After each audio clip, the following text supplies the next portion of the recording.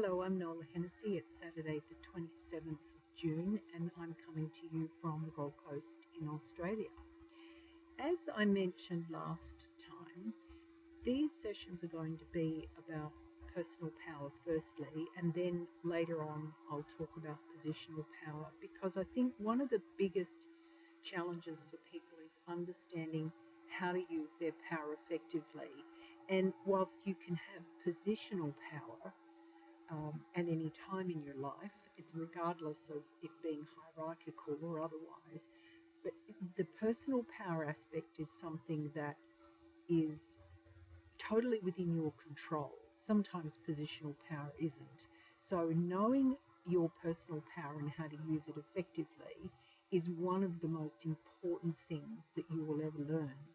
Now, I'm going to be a little bit distracted because I'm patting my son's beagle, cross cavalier, beagle, and I'm keeping him occupied while I'm taping this particular video.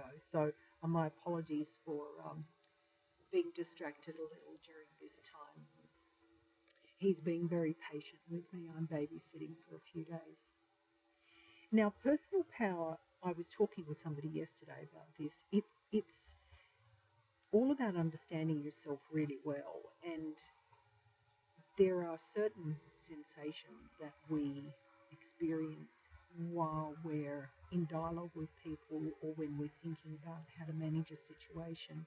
And probably the most important thing for me to talk to you about today is the pushing aspect of personal power.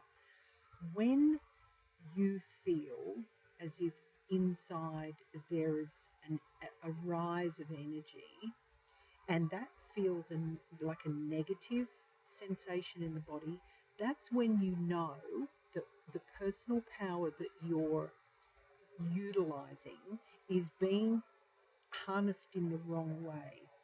And the difference is when you can sense that you're being strong in your view about something, but there's no churning on the inside.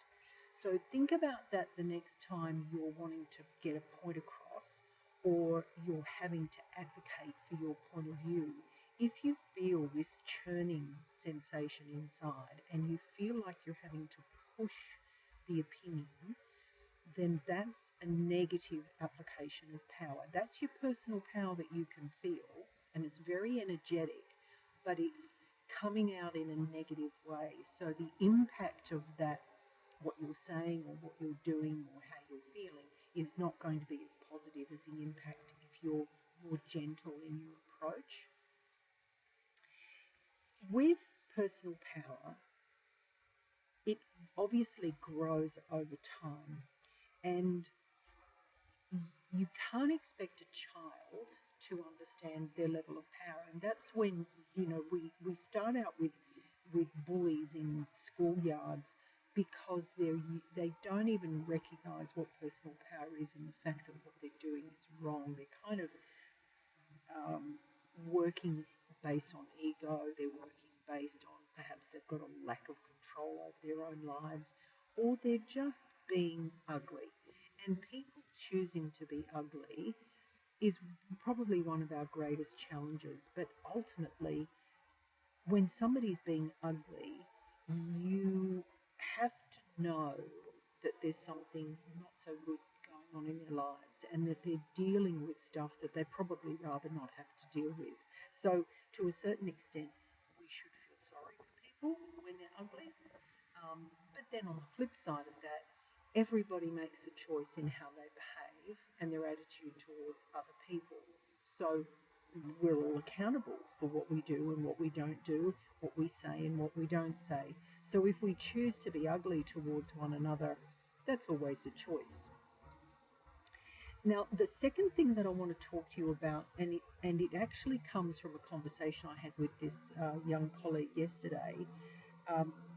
There's a boat going by. Actually, it's a jet ski going by in the background. I apologise for that noise.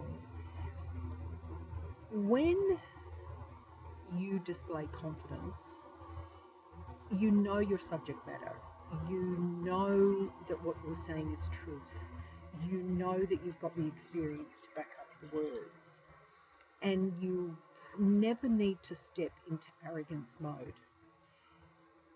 Some people who have an extraordinarily uh, deficient ego and they're having to look for compliments all the time, they will come across as really arrogant, as if they're as if they don't want anybody else's opinion to matter.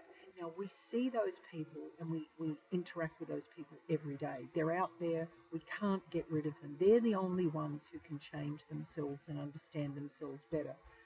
But when somebody's being confident, they're not pushing, they're simply stating facts. When somebody's being arrogant, they're pushing.